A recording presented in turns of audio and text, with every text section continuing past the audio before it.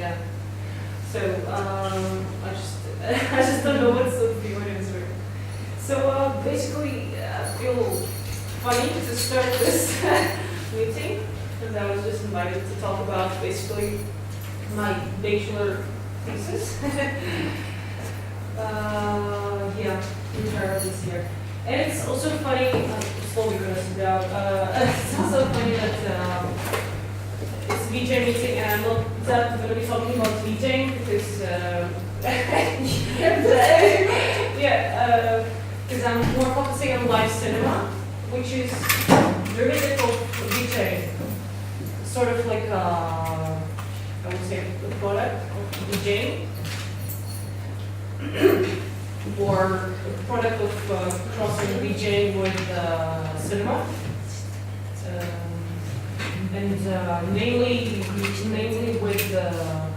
I'm very bad at talking and pushing buttons, so I'm very sorry if things are going to be crashing and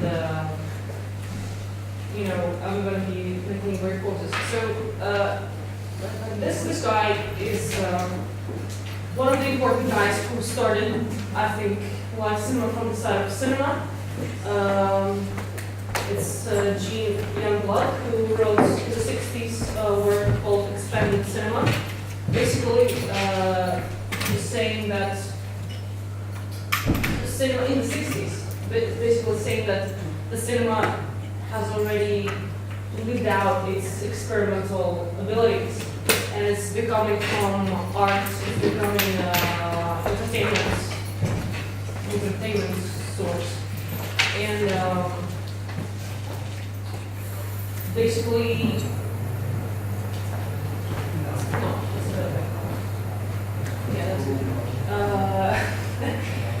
basically he said he was the first person who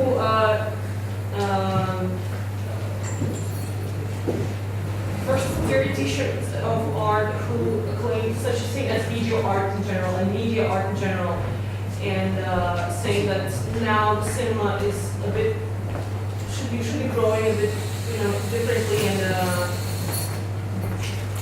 because of development of media, development of information, and development of a lot of things. And he was basically one of the main theoreticians who laid the ground for live cinema. And several VJs at that point of time also started to use VJ not only as a background for music, not only as a club scene element, but also as a performance. I don't want to be like saying names all the time and like I can send you into my work if you want. If you want very little details. So basically, let's work here. Some DJs started experimenting with videos, with purpose of performances, and slowly pushing it to artistic side. So also, like, I think the important thing is that the relationship with the music background was changing. That it stopped becoming just the background for the music, just the decoration for the DJ, for the club, and it started to take more initiative as an art form on its own, as a DJ and art form on its own.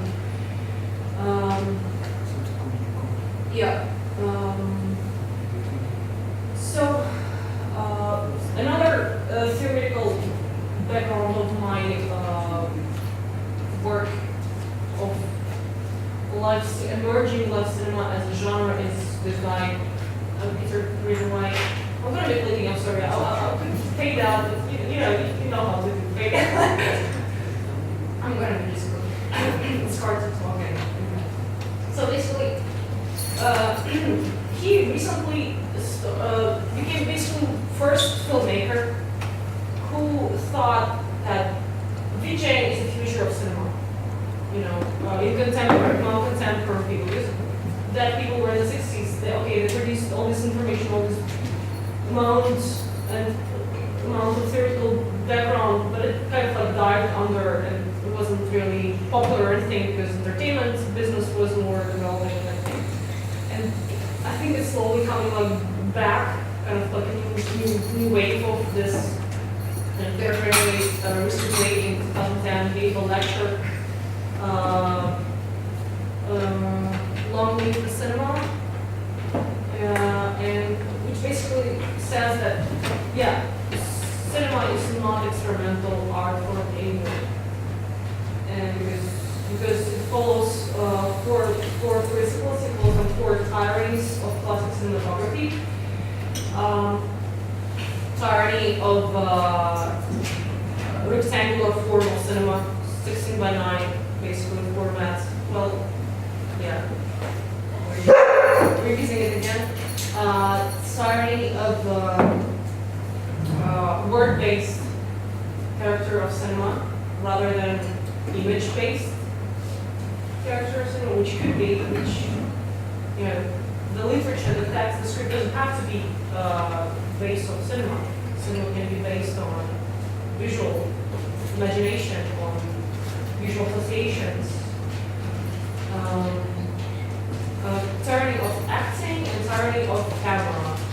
Yeah, so like when there's a camera, there's an actor, so it's always just pulls it from, you know, from one way road. And, yeah, okay, we get cinema, we watch it, eating popcorn, and we're like we are forced to watch one direction, and basically there's no interaction with the viewer, no feedback, no anything. It's just pushing the production into your mind, TV kind of situation.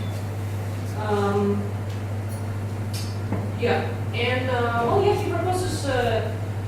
I'm going to mention him once more later, bring more examples of his works later. Yeah, basically he says that cinema should be learning from VJ. Should be taking what VJs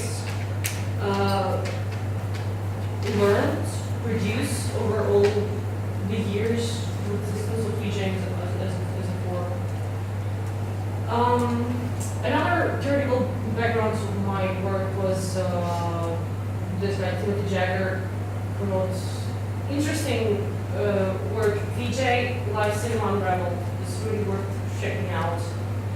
He goes into a lot of theoretical elements of live cinema, a lot of problematics, and I don't know really talking about that. I'm going to pass the practical examples. And also, I cannot not mention Mia Makela and her work on live cinema. Just a second. Yeah. She's a VJ. She's also an audiovisual performer. She's also a performer of live cinema. So, like, you see, there's already like people who starting to differentiate between these forms, which are not actually so well differentiated in between different people, which proves my research, which I made.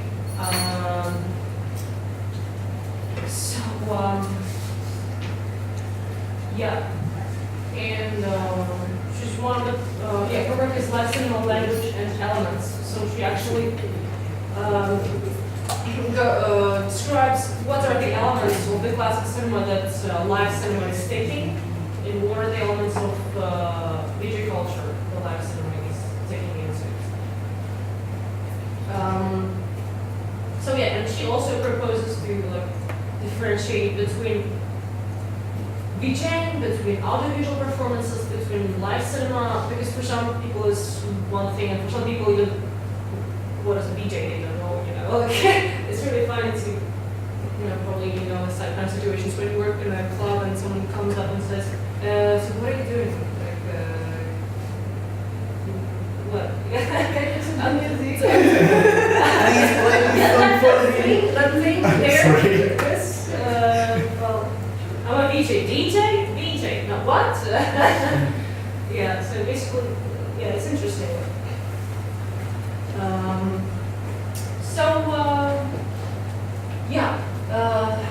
So I'm talking all the time live cinema, what is live cinema, right?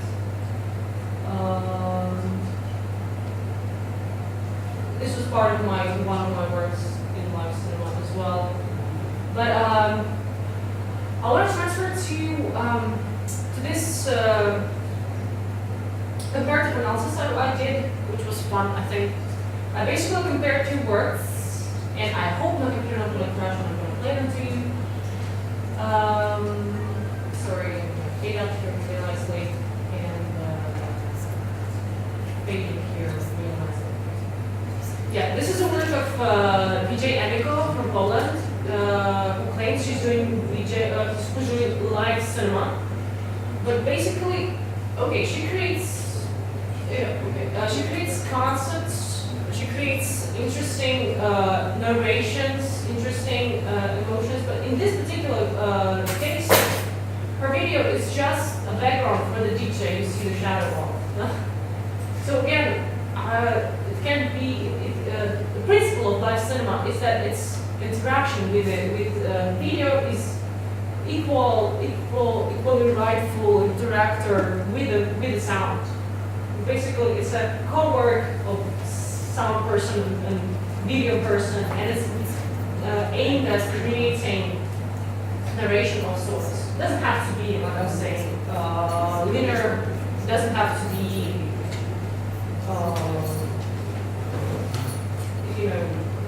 very clear and based on some certain idea. It can be visual things. It can be imaginary. It doesn't have to be. But again, it has to be in the timelines. It has to be, not just the background, not just the wallpaper. Okay. Then there are these amazing guys, the light surgeons, who are really creating interesting collaborations. I'm not using sound here, but maybe I should be. Yeah. You want to control it? Or do you have from the computer? I have very, very big sound from my computer. Wait, I could This exact project is made together with several musicians in New York. Collaboration, and it's a really, really playful collaboration with music and also visualization of the speech. They claim themselves to be doing live cinema, but again, yes, visual is equal to sound, and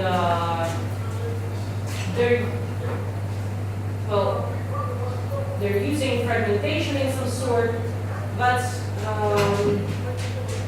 as I've researched that, kind of like figured out for me like little criteria of what live cinema is.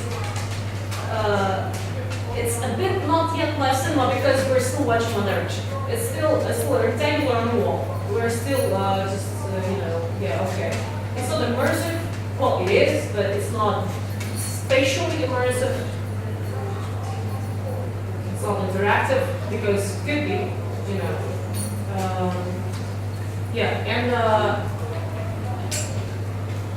okay, sound is not coming. Another closer